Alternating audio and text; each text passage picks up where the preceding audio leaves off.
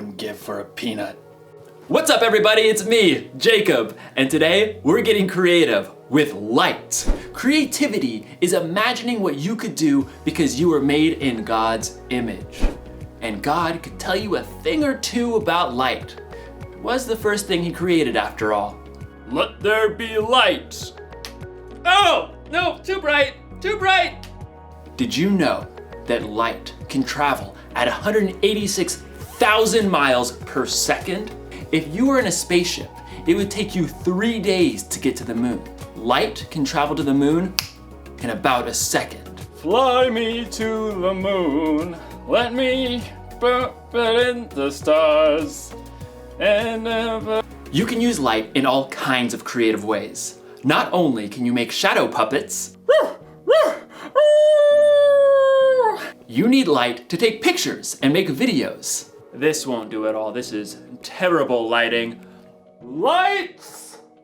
No, down with the lights. No, too bright. Thank you. You can use lights to make a concert more exciting. You can even use light to communicate. SOS. Need help. I'm out of chocolate. Sad emoji. I don't actually know Morse code. In today's story, we're going to learn about another use for light. In fact, we're going to learn how you and me can be the light. I can make a bee. You gotta get the wings. Oh, okay. Bee. I'm a bee. See you in a few. The Bible. It's 66 books of history, stories, letters, and poetry that fit together to form God's one big story. The epic adventure of how He created us and loves us so much that He made a way to rescue us. As we travel through the Bible, from Genesis to Revelation, we discover people who met God and found their lives changed forever. Now, for an amazing story, inspired by the book of Matthew, chapter 5, verses 13 through 16. Keisha Jones tied the strings of a large white apron carefully behind her back. She glanced at awe at the gleaming silver countertops and appliances in the kitchen of a cupcakery where her brother Robert worked. This is amazing. Yeah, pretty great Maya's letting us use the mixer and stove. Pretty great you're helping me. Keisha offered to bake cookies to raise funds for the new marching band uniforms. Even better, she convinced Robert to help her. He clipped the smudge recipe page over the counter. Brown butter and toffee chocolate chip cookies? Sounds weird. Trust me, they are the bomb. Robert worked evenings in a bakery for 3 years, so Keisha had to admit, he probably did know. She looked over the recipe. 2 cups of flour, 1 teaspoon of baking soda, 1 teaspoon of salt? Actually, we're quadrupling the recipe, so that's 4 teaspoons of salt. Robert tossed Keisha a set of measuring spoons. Cookies are supposed to be sweet. Won't the salt ruin them? Nope. Salt actually brings out the flavors. What does that even mean? You want to test it out? Fine. I'll make a batch with salt. You make one without. You're on. The siblings worked quickly as Robert showed Keisha how to mix dry ingredients and wet ingredients separately. What do we do now? Add the dry ingredients into the wet mix on low speed. Slowly, or you will make a flour storm all over this kitchen. I knew that.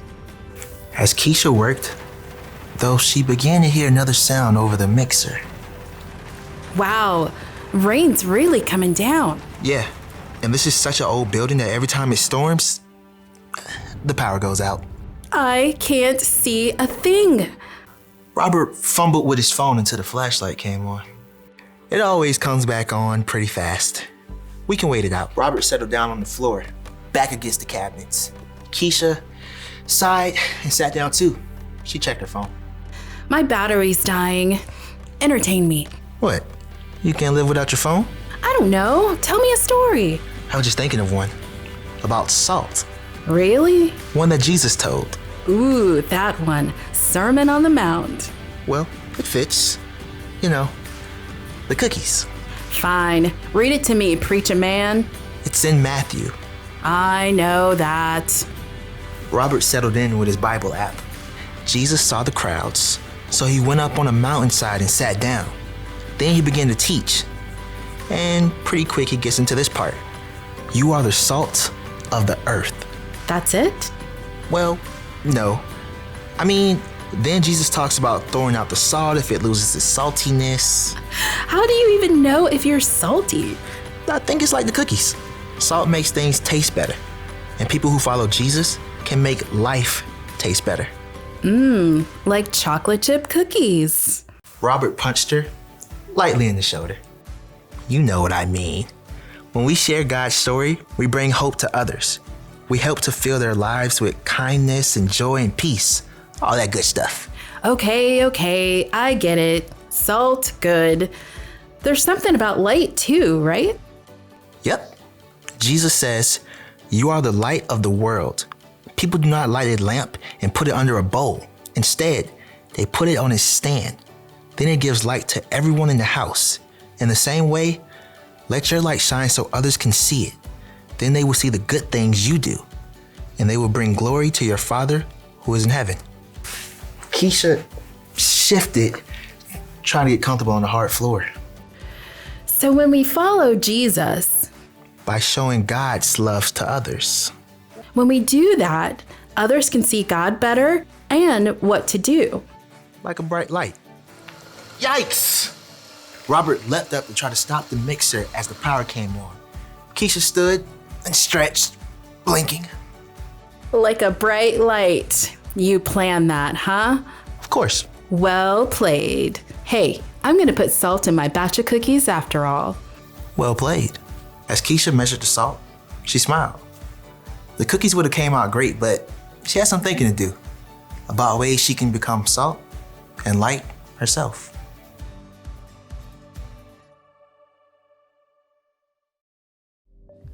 Jesus said that I am a light. He said that you are a light, and we should let our light shine so others can see it. And when we shine our lights, it will help point people to God. So, how do we shine our lights? Well, we can give someone a helping hand. Oh, goodness. Oh! We can cheer someone on. You can listen when someone else needs to talk. That's my ear. Listening. Only you can shine your light the way you can. So get creative.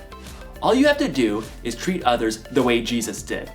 Love people, serve people, and treat people like they matter. Then you'll be giving people a glimpse of God's story. You'll show people how much God loves them and how much they matter to Him. Here's the one thing to remember today. God created you to share His story. Tell people with your words what God has done, or use your actions to point people to Him. No matter what, let your light shine. I know I'll never forget that. I'll see you next time. Oh, it's too bright. It's too bright. Bye. Oh, okay.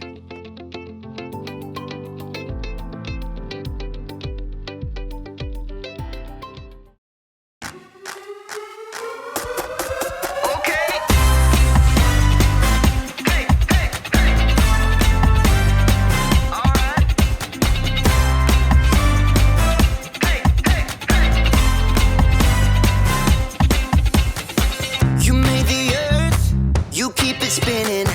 You made the ocean and everything in it, and you made the sky so blue, and you made every other color too. You made the sun, you keep it shining. You put the moon up in the midnight sky, and everything around me created by you only. I just wanna thank you, 'cause everything you made is so beautiful. Every single star and every beat of my heart, and it's beautiful. You made my feet, you made my hands, you made me sing and you made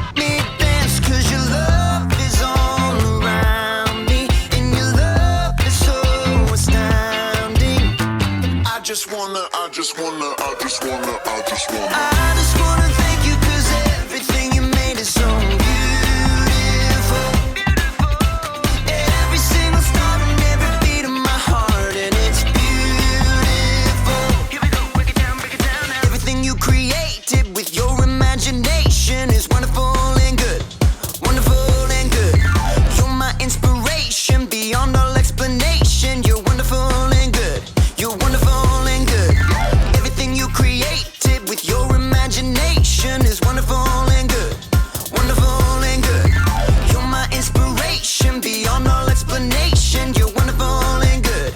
You're wonderful and good. I just wanna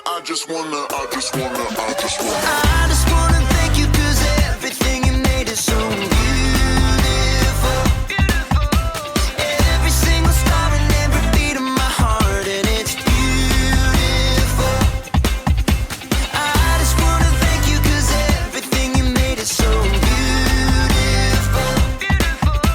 Every single star and every beat of my heart, and it's beautiful.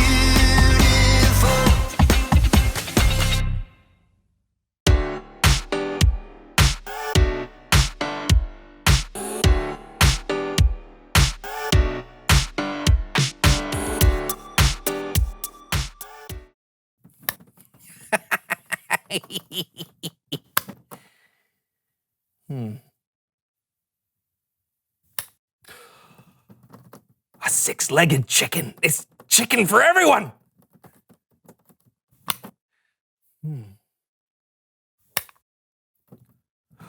Sheep that can shear themselves.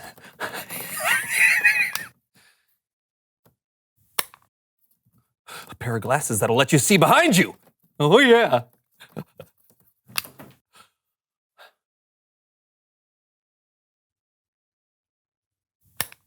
Beef jerky made out of chicken? Novels. Oh, this is the best idea yet. Ah, where do they come from? So strange. Clothes that are made from other clothes.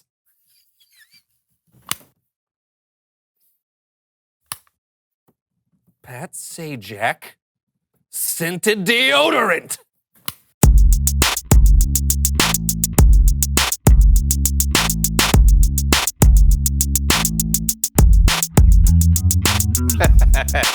Welcome to the So and So Show. I'm Brandon. And I'm John, and we're wearing awesome mustaches. Yes, we are. Why? Because we're chefs, and every self-respecting chef has a mustache. Gordon Ramsay doesn't have a mustache. Okay, that's one. Bobby Flay, Emerald, Martha Stewart. doesn't have a Subpar mustache. chefs. They're like the most famous chefs in the world. Below par. Okay, who are the above par chefs then with mustaches? Chef Louis. The guy from The Little Mermaid? That doesn't count. Oh, okay, what about Chef Remy from Ratatouille? Oh, no. Those are whiskers, plus he's a rat and a cartoon. Doesn't count. Aha! What about the greatest chef in history, Chef Boyardee? He was a genius. Okay, you got me there. We're dressed like this because we are making an old family recipe today. Snickerdoodle soup surprise? Not your family's recipe. An old family recipe from someone who knows stuff. Oh! Bonjour. Come on in, have a seat. Oh, this is cool. Tell us who you are and what you know. I'm Madeleine Lemord, but I am called Maddie, and I know quite a bit. I know every winner of the Tour de France for the last 2 decades. I know how to put together a Bugatti racing engine. But I am most known for what I can cook. Great, you're a cook. Quoi? No. I am a chef. And by the way, I do not have a mustache. It suits you. Merci. So, what are you gonna cook for us today? Le poisson! Les poissons. Les poissons. Oh, I love les poissons. Oh, me too. But no. We are making a 250-year-old recipe passed down in my family for generations. Ooh, sounds mysterious. What's the recipe for? French fries. You know, I heard that French fries actually originated from the country of Belgium. Oh, so they're really Belgian fries. Yeah. No, they are French fries. Yeah, but if you look on the internet... They are French fries. Okay. Some people like to peel the potatoes. My family's recipe leaves the skin on. Now we cut them. All right, where do we...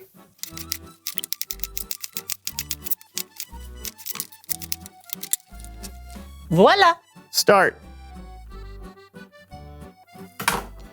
You batter the fries. All right. This batter is what makes these French fries so special and so delicious. This batter is made with flour ground from the wheat kernels from the finest wheat fields in France.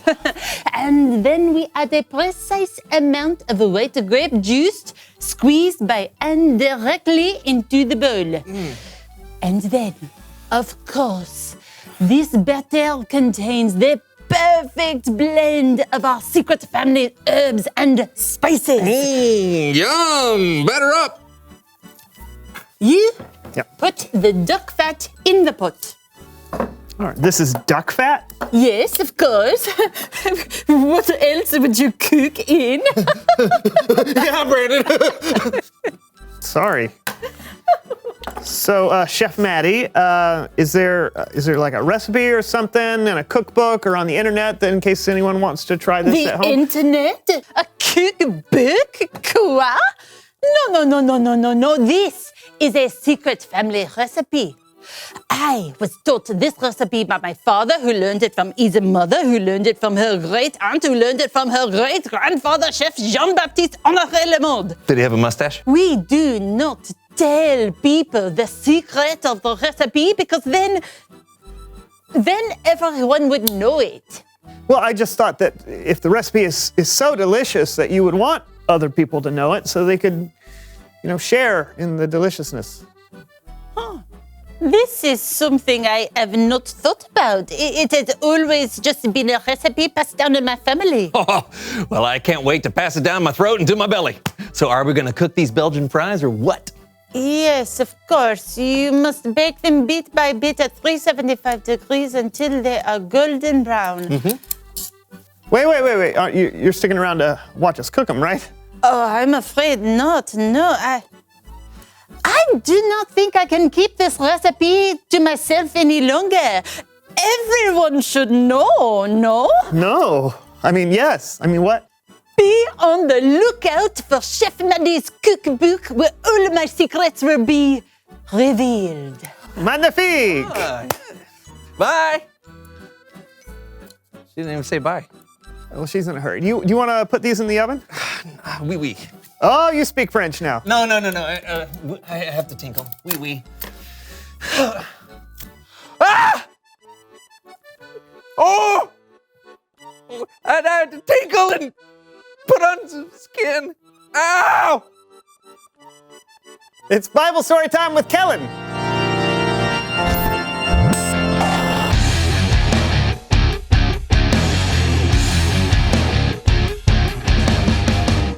Hey guys! What's that delicious smell? Oh, we're cooking up some French fries, Kellen. Yeah, they should be ready by the time the story's over. Well, let's get to it. The story today comes from Jesus' most famous sermon in the Bible.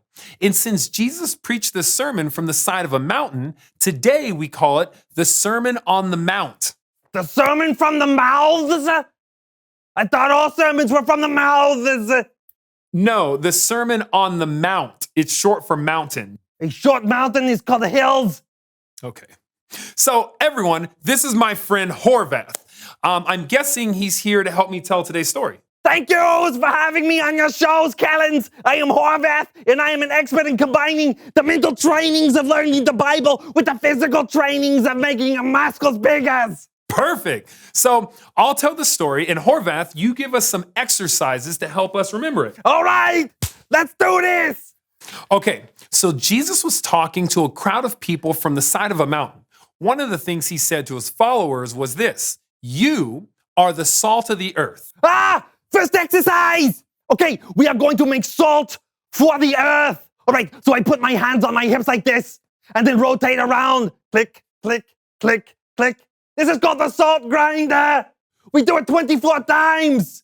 Ready? Go. 1, click, click, click. 14, click, click, click. Elastigirl, click, click, click. 3-hole punch, click, click, click. 24! Hey, we made salt of the earth! Okay, that was fun, but what do you think Jesus was talking about when he said, you are the salt of the earth?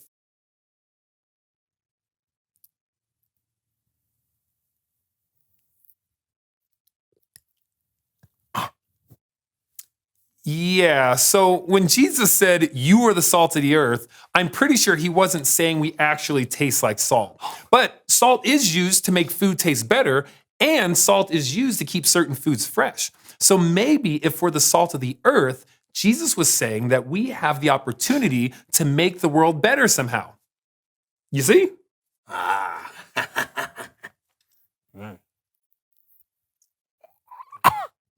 Okay. Jesus kept going. He said, you are the light of the world. Second exercise! We are not salt anymore. Click, click, click, click. We are lights. So let us pretend to be lighthouses. Stand straight and rotate your head like a light all the way around. I call this turn the light on. We do it 137 times. Go. 1. 26. Grape nuts. Willie Shoemaker. 137. Oh, what's next, Kellens? Right. So first Jesus called people who followed him salt, and then he said we were light. Well, what do you think that means? Oh, no, don't do that again. No. Here, maybe this will help. Jesus said, you are the light of the world. People don't light a lamp and put it under a bowl, right? Right. Instead, they put it on its stand. Then it gives light to everyone in the house. In the same way, let your light shine so others can see it. Then they'll see the good things you do, and they'll bring glory to your Father who is in heaven. I think I understand. You do? No. That's okay. It can be confusing sometimes. Jesus was saying that if you are someone who trusts and follows him, you should live in such a way that brings light into what can sometimes be a dark world. You should be looking for creative ways to do things and creative ways to love others. And when we do that, it will point others to God. All right, let's do this. 7th exercise. I call this one ladders to heaven, so we can point people to God's. Okay, so we raise our hands and legs at the same times, just like we are climbing the ladders to heaven. And then when we reach the top, we point like this. Okay, we climb 45 of the ladder rungs. Go. 1. 6. 45. Now point to God because he is the most important. I think I need to take the elevator. Good idea. Bye, Horvath. Going down.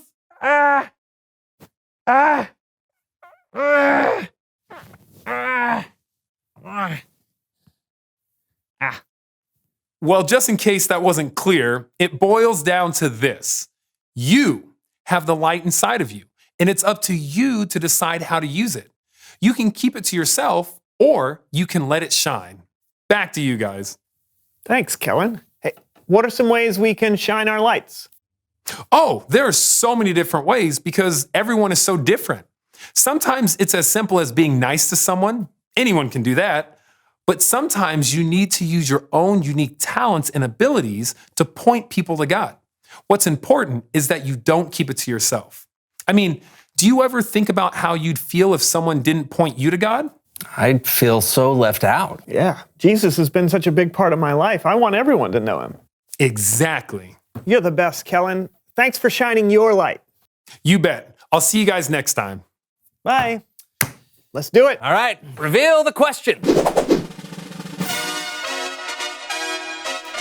Who first told you about God's story? What a great question, because those were people who shone their light to us. For me, it was a guy named Brett in my senior class at high school. Oh, cool. For me, it was my grandmother. Oh, cool. For me, it was my mom when she took me to Sunday school for the first time. Awesome. Are the fries ready yet? Oh. Ooh. All right. Oh, yum.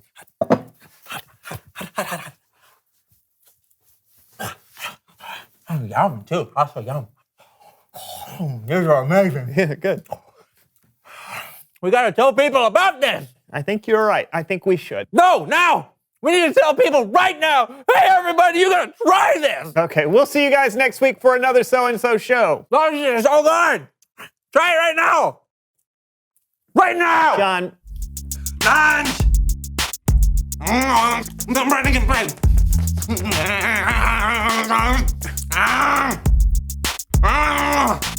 I'll be running. You do a spin! All of them!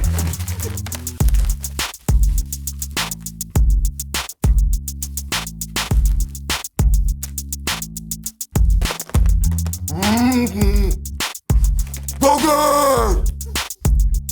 Good!